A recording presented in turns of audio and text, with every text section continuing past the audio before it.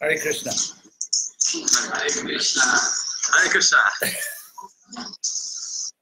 Então, Chaitanya Gosai, você pode apresentar o nosso tópico hoje. Então, o tópico na realidade, nós temos dois tópicos aqui. Dois? Nós temos... Dois pelo preço de um? É isso aí? Atacadão? O primeiro tópico, fala, calma. Primeiro tópico. Fala o nome. A importância da espiritualidade consciente, cultivarmos uma espiritualidade consciente. Esse é o tema da palestra. A importância de cultivar a espiritualidade onde?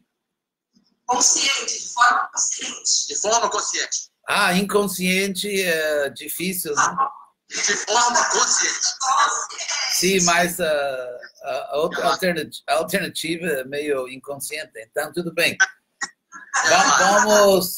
Vamos falar da importância de ser consciente de praticar a vida espiritual de forma consciente. Tudo bem. Nós temos um grupo aqui que alguns são os discípulos seus e outras pessoas são daqui, clientes do restaurante. Do movimento. Então, bem-vindo a todo mundo. Bem-vindos à nossa festa filosófica. Então, eu vou começar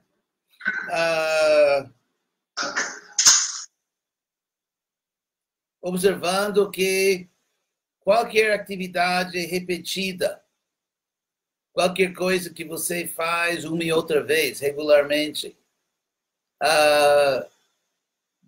isso dará dois resultados.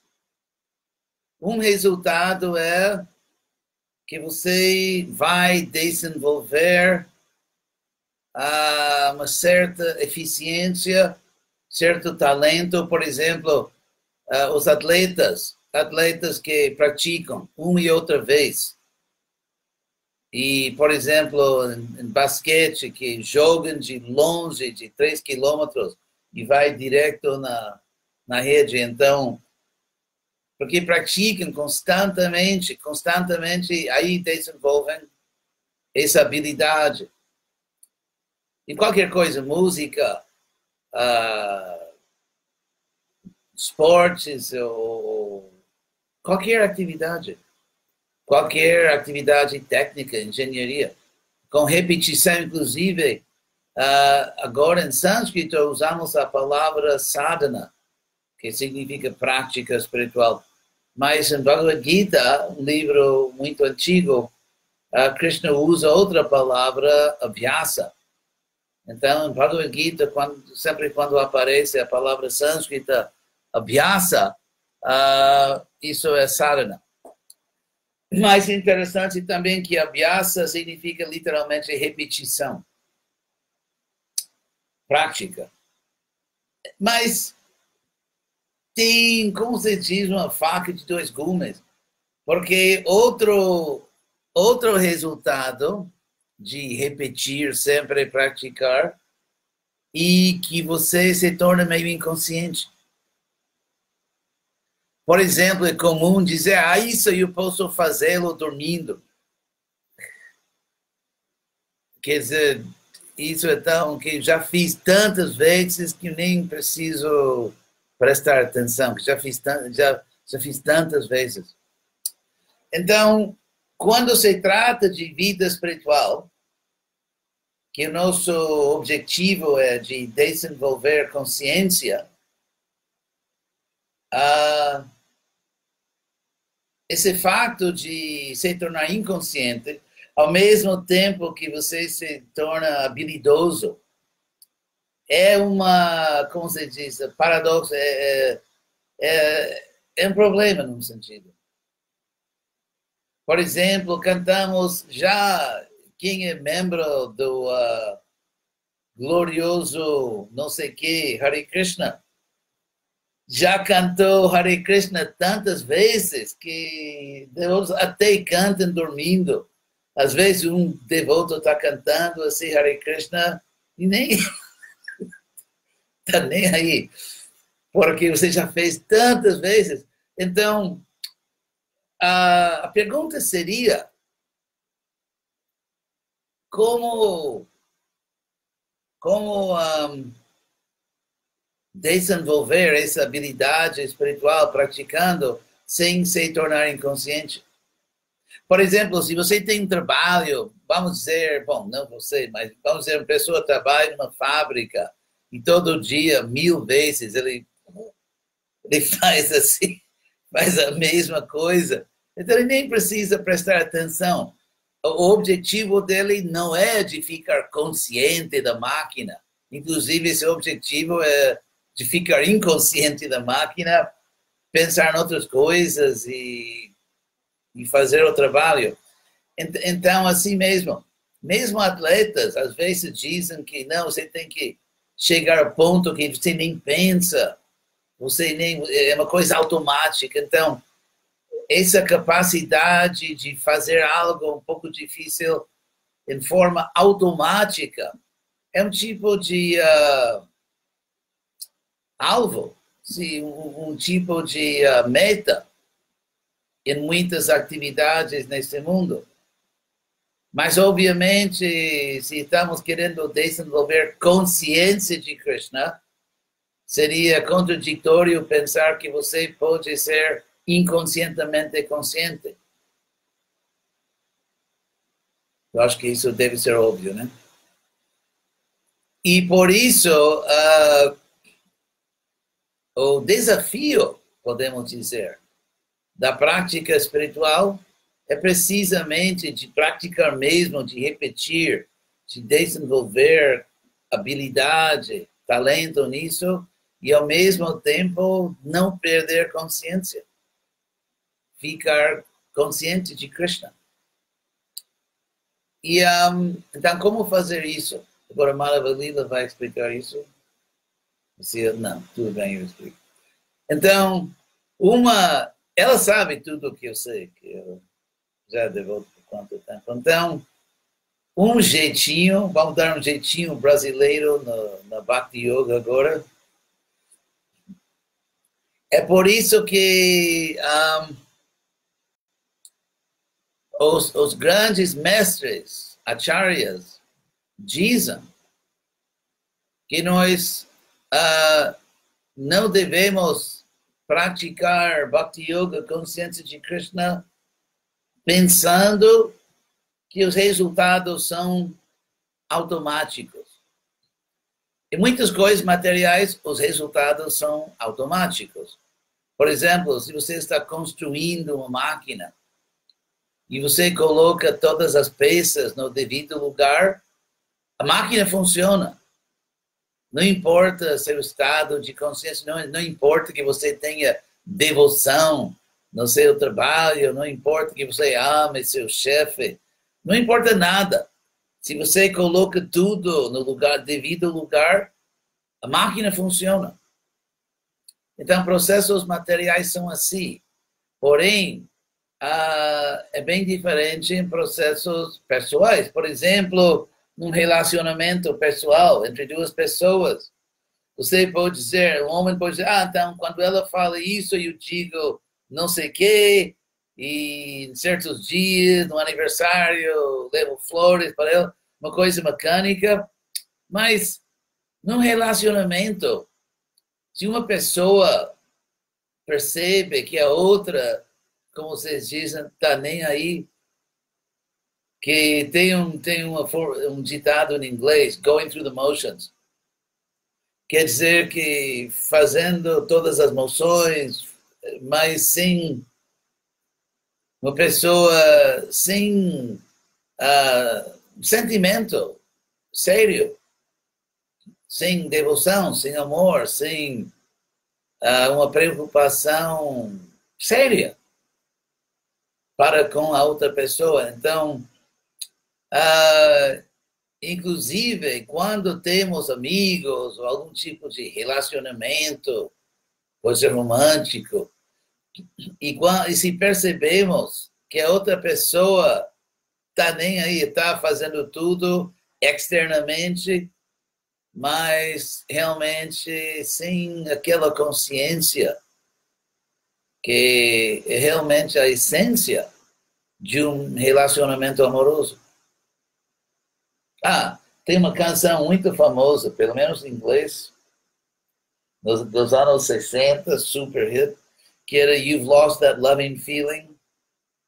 Você perdeu esse sentimento amoroso, The Righteous Brothers. Boa canção, mas... Então, em outra oportunidade, eu posso mandar o link. Mas é muito interessante que foi um super hit, canção super famosa. Se você ouve, talvez vai reconhecer. Mas as palavras são You've lost that loving feeling. Você perdeu aquele sentimento amoroso. Apesar de externamente fazer coisas. Então, em Bhakti Yoga, o objetivo não é só de dominar um processo mecânico.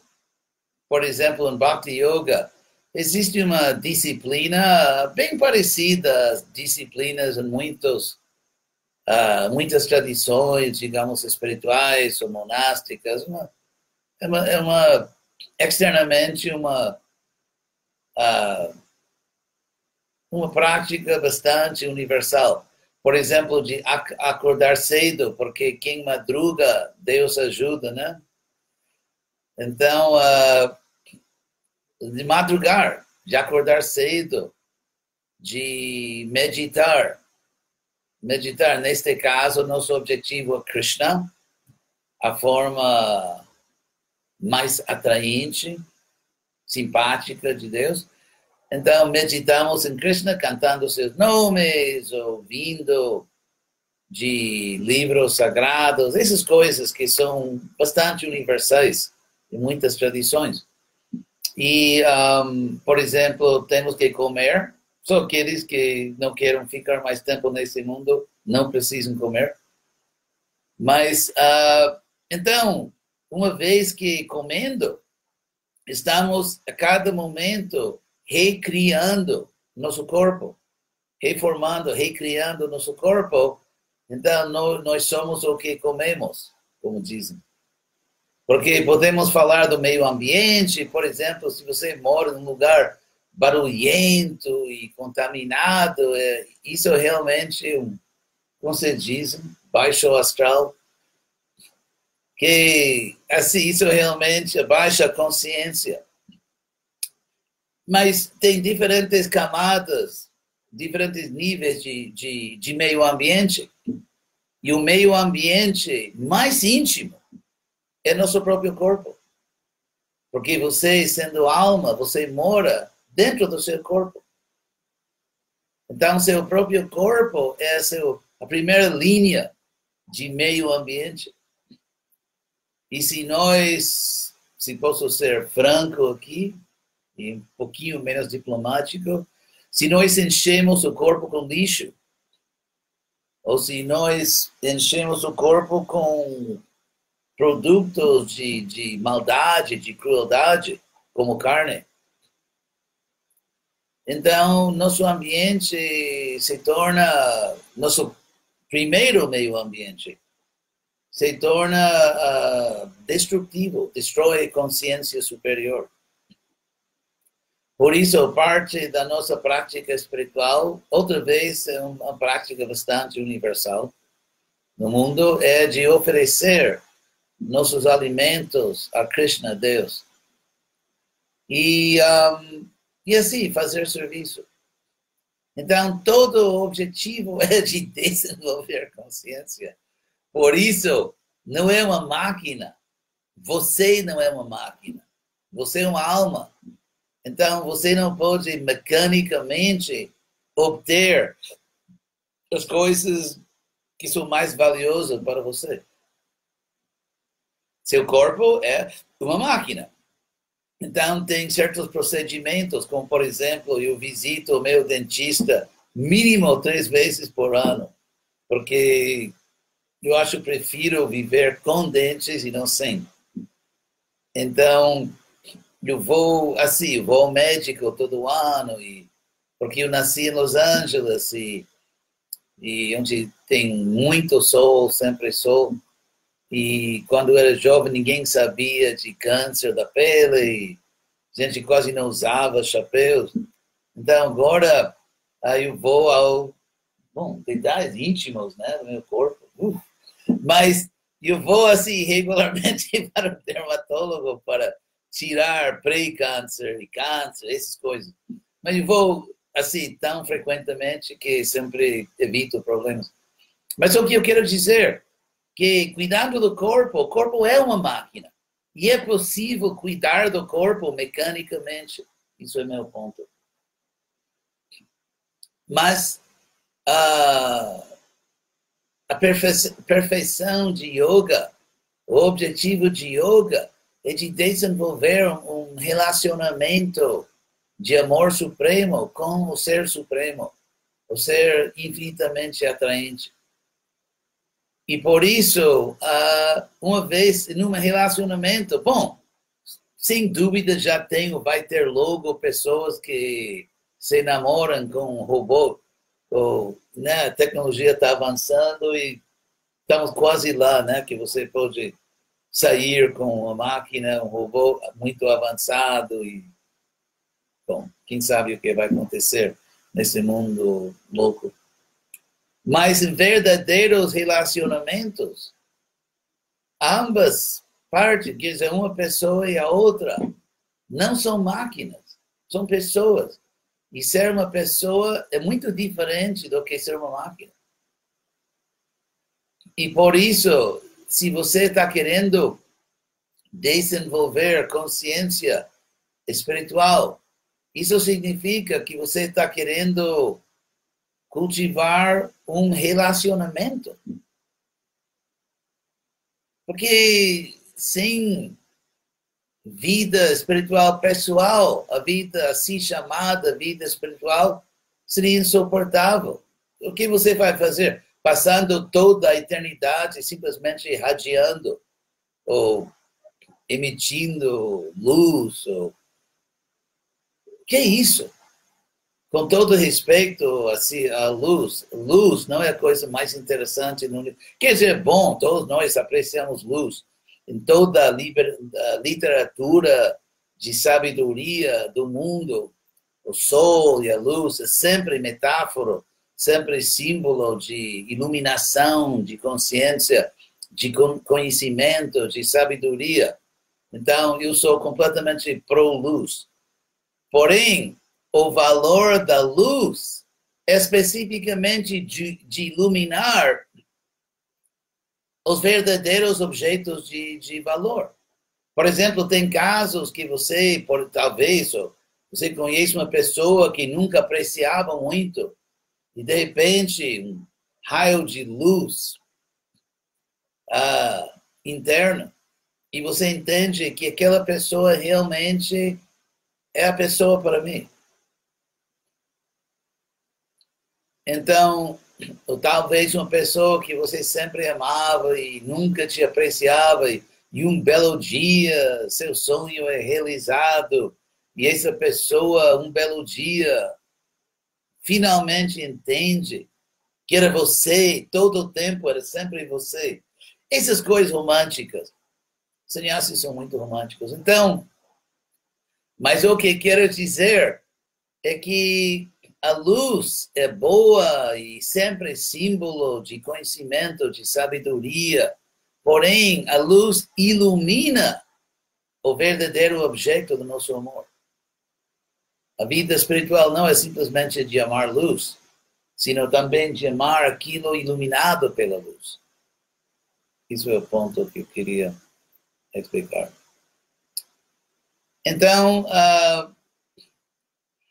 e por isso, voltando, ou fechando este círculo aqui, que na vida espiritual temos a parte mecânica de acordar cedo, de fazer uma meditação de certa duração, porque Porque em qualquer atividade, mesmo cultivando um relacionamento pessoal, você precisa ser regular. Por exemplo, vamos dizer que você está desenvolvendo um carinho, um amor para outra pessoa, mas você não comunica regularmente. Você liga para essa pessoa, depois passa uma semana, esqueci, estava ocupado.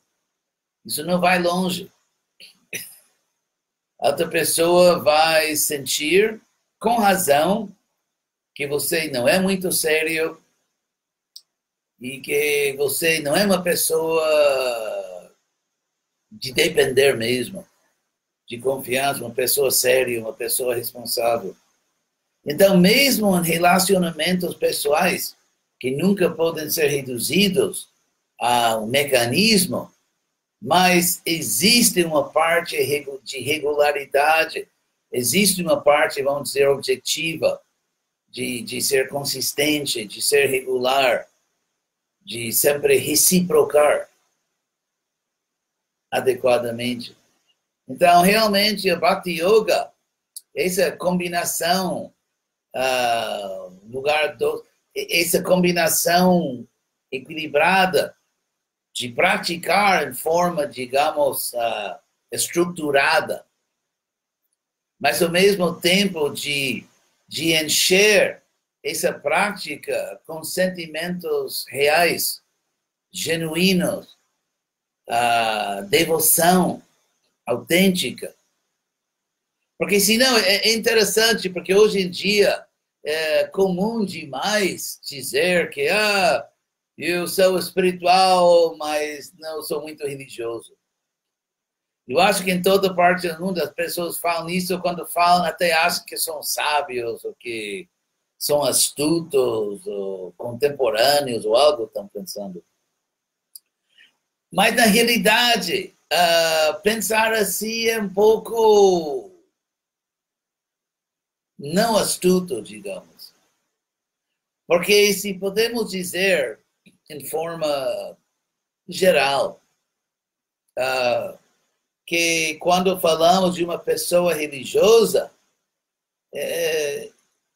não em todo o sentido, mas em um sentido estamos falando de uma pessoa cujo comportamento observável é religioso. Por exemplo, a pessoa vai na igreja, na sinagoga, até no templo Hare Krishna, imagine, e estou brincando. Ou vai num templo, digamos, budista, ou igreja católica, o que for. Mas que regularmente assistem programas religiosos, ou que seguem certas regras, que pode ser regras de o que você não deve fazer, o que deve fazer, essas coisas. Então, se podemos falar num sentido bem geral, que a religiosidade se refere a esse comportamento externo que nós podemos observar. E talvez que a espiritualidade se refere a um estado interno de consciência. Porque pessoas que não são religiosas nesse sentido anterior, que não praticam o que eles acham que são rituais, ou não assistem sempre cerimônias e essas coisas, ou tem regras que isso não pode, aquilo você deve fazer. Eles não ligam muito para isso, mas elas acham, essas pessoas, que internamente são gente boa, até gente espiritual, e essas coisas. As pessoas se elogiam muito nesta era. Estamos numa era de talvez uma era de um boom, digamos, do narcisismo. E nos Estados Unidos temos o grande prestígio e honra de ter um narcisista insuportável na Casa Branca, que eu acho que é um grande orgulho para nós. Um grande orgulho para nós. Orgulho italiano. Estou muito orgulhoso de ter um sociópata, narcisista na Casa Branca. Mas, então, agora o perigo de separar, cortar a religiosidade da espiritualidade, digamos, cortar ou separar completamente. Apesar das duas coisas serem, vamos dizer, analiticamente distintas, podemos falar da religiosidade, podemos falar da espiritualidade como conceitos distintos. E isso é verdade. Ao mesmo tempo, são, como se diz, complementares. Vou dar um exemplo. Uma pessoa que diz que eu sou espiritual e não ligo para a religião, isso é meio quadrado. Qual é essa palavra antiga no Brasil? Cafona. Então, a própria palavra já ficou cafona, né? Então, o problema é que qualquer pessoa com comportamento absurdo pode dizer que eu sou espiritual. Por exemplo, e isso acontece todo dia, em toda cidade, que por exemplo, um homem que está querendo seduzir uma mulher, diz que eu sou muito espiritual, não preciso seguir certos princípios morais, nem você precisa. O que conta, o que sentimos no âmago, esse papo de sedução. E o problema lá é que a verdadeira consciência espiritual é necessariamente a consciência de que você é um espírito. Você é uma alma. Porque senão, por que usar a palavra espiritualidade se você nem acredita no espírito? É um absurdo. E se existe um espírito, e se você é razoavelmente consciente desse espírito, então você não vai ficar, digamos, viciado de explorar, abusar seu próprio corpo, obviamente, porque é lógico, eu acho que qualquer criança pode entender isso. Então, mas a hipocrisia é uma moda fantástica hoje em dia. Inclusive, tem formas de falar que poucos anos atrás seriam, com justiça, consideradas loucura clínica, mas agora essas mesmas formas de falar são consideradas, assim, vanguarda.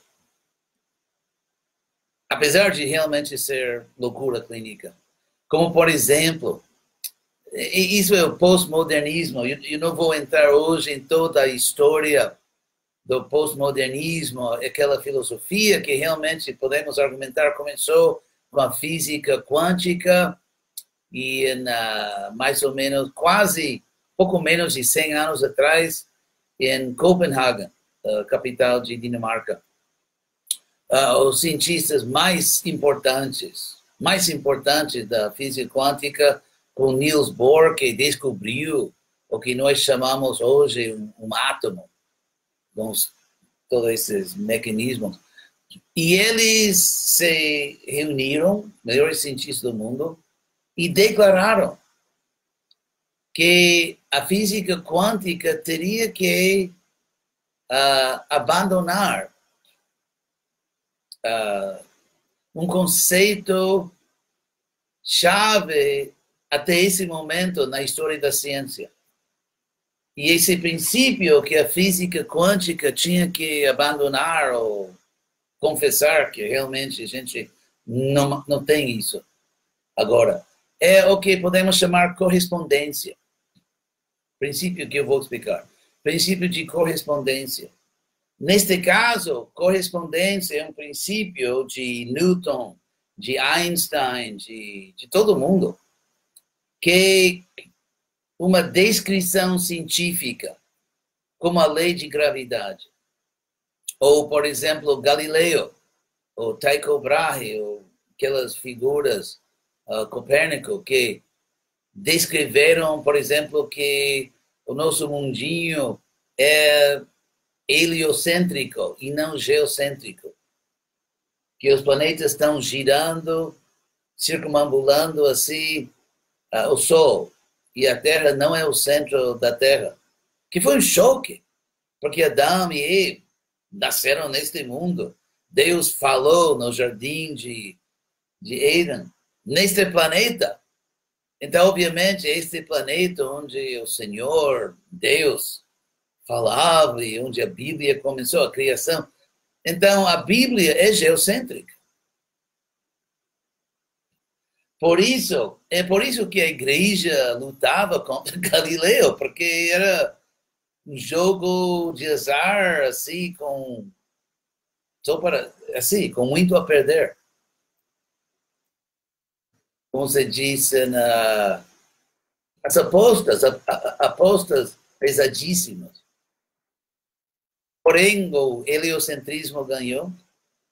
Mas o que eu quero dizer aqui é que os cientistas e todo mundo que, digamos, que partiu para o modernismo e soltou aquela visão do mundo medieval, todo mundo que queria entrar no mundo moderno estava convencido de que as descrições de Copérnico, de Galileu e outros grandes, de Newton,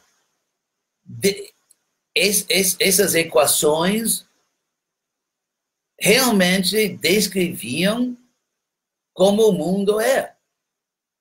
Que existe uma correspondência. Quer dizer que a teoria científica corresponde à realidade do mundo. Porque, por exemplo, quando você está vendo uma casa, você realmente está vendo a casa. Aquilo lá é uma casa. Então, essa visão que você tem na sua consciência, que lá tem uma casa vermelha, realmente existe uma casa vermelha. Agora, os cientistas renunciaram, porque tinham que renunciar, pelo menos eram honestos, que as equações da física quântica não correspondiam à natureza objetiva do universo. Ou se correspondiam, agora nós não podemos saber isso. Todo esse problema das ondas quânticas e partículas, toda essa dor de cabeça da física quântica. Então, mas o que aconteceu é que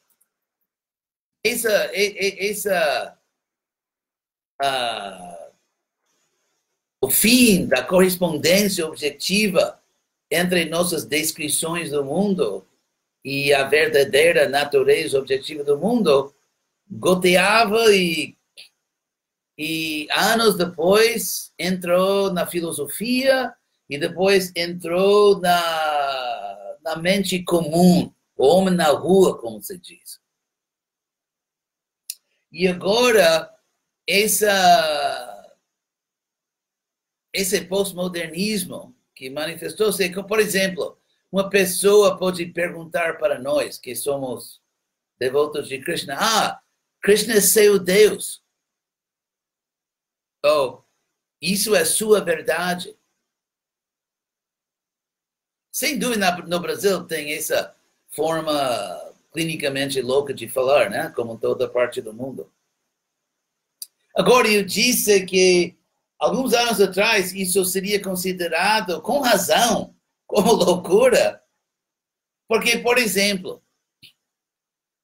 vocês acham que estou falando português agora?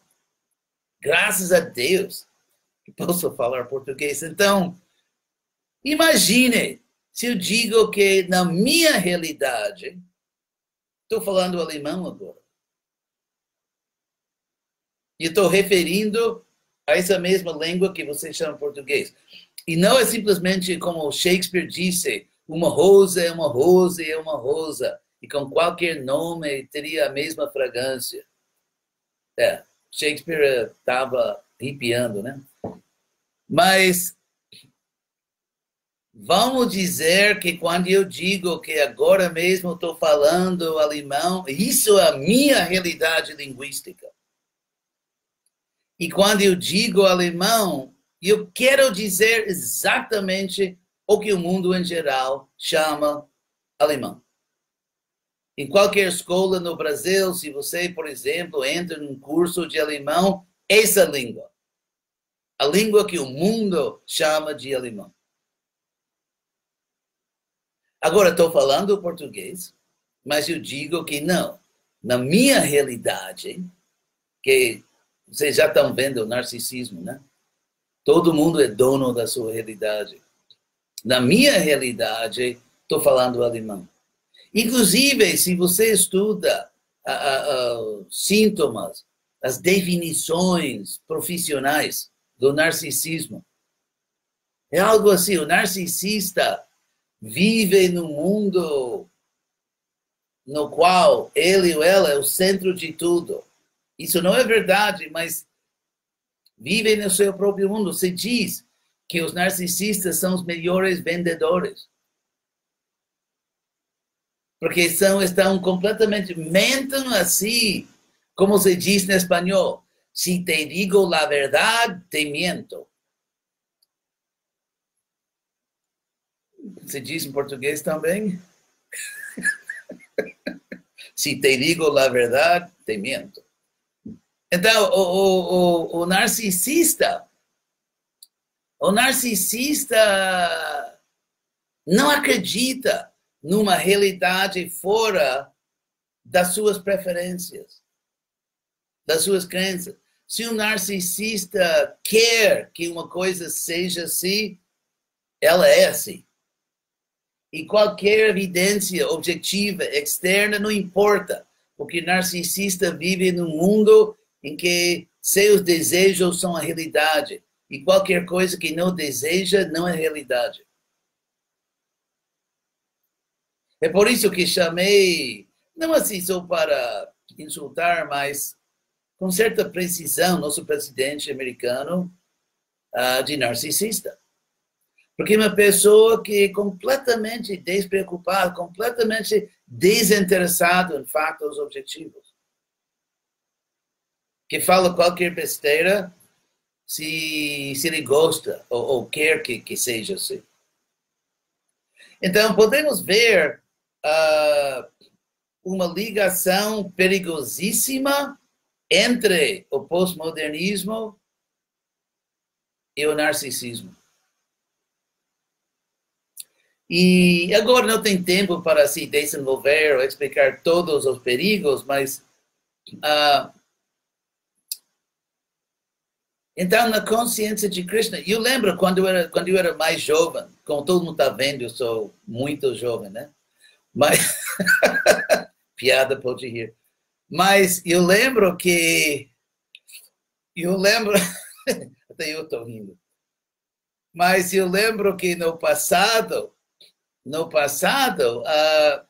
pelo menos as pessoas acreditavam numa verdade, como se diz, com V maiúscula. Discordavam, não é que todo mundo concordava sobre o que é aquela verdade, mas a ideia de que existe uma verdade objetiva fora da nossa mente. Quase todo mundo entendia isso. E quem não entendia isso tinha doença mental. Como, por exemplo, agora eu estou na Inglaterra, numa aldeia, uma vila muito encantadora, mas isso é outra coisa. Então, eu estou na Inglaterra. Se eu tenho minha realidade, que estou em Bulgária, Eu tenho, quer dizer, não, mas isso é a minha verdade geográfica. Então, eu tenho a minha verdade geográfica, eu tenho minha realidade, minha verdade linguística. Eu posso ter minha realidade num relacionamento, por isso que narcisistas não são bons amantes. Porque, por exemplo, um narcisista pode maltratar outra pessoa. Não, não é verdade. Então, tem sua própria realidade emocional e de comportamento. Quer dizer, uma pessoa com uma doença mental séria. Agora, se na realidade eu não tenho minha verdade geográfica, não tenho minha verdade linguística, não tenho minha verdade histórica. E pode dizer que não, Dom Pedro II vive e está em Piauí agora, descendo com um glorioso exército para algo assim. Então, alguém pode dizer que isso é loucura. Não, isso é minha realidade histórica. Isso é a minha verdade, que Dom Pedro está descendo de Piauí. Imagine se fosse.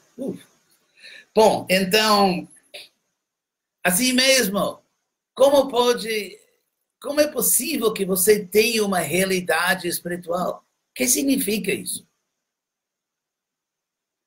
O que significa primeiro que ter uma realidade espiritual, como você possuía a realidade que já é sintoma de problemas mentais.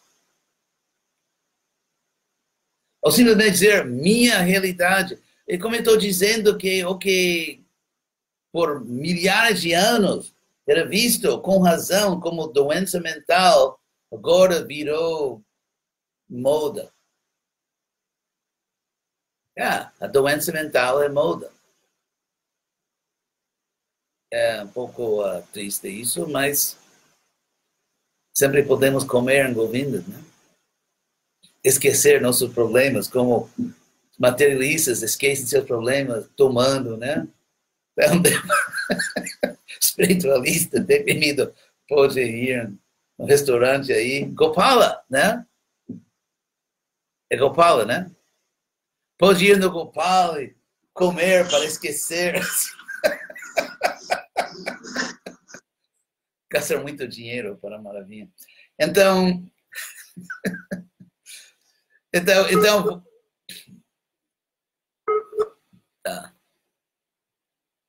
vocês estão ouvindo? Parece que ficou fraca a conexão. Mas eu vou falar para quem está ouvindo no Facebook que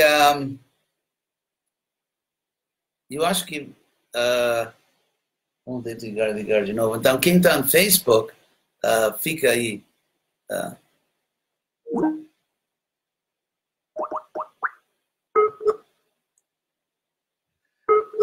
Problema técnico.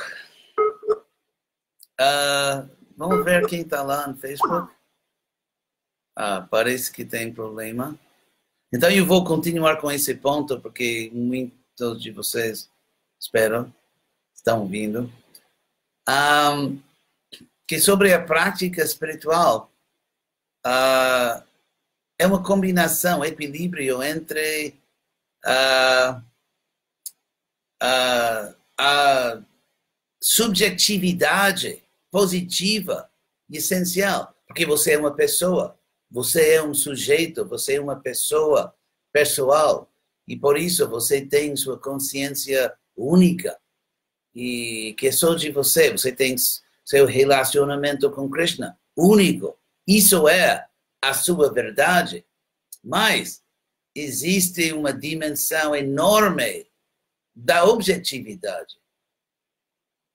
A natureza de Krishna, a natureza do universo, a natureza da sua alma, em termos gerais. Existem verdades categóricas, universais, como o filósofo Kant sabia. Então, quando você tem um equilíbrio saudável entre a subjetividade e a objetividade, isso é vida saudável. E então, na nossa prática espiritual, queremos isso e temos que praticar. Bom, parece que eles perderam o fio, o internet lá. Então, obrigado a todo mundo que está assistindo por Facebook. Agradeço seu tempo e atenção. E também nossos amigos que falam espanhol, graças por assistir e tratar de navegar português. Graças a todos, obrigado a todo mundo. E até logo. Hasta luego. Hare Krishna.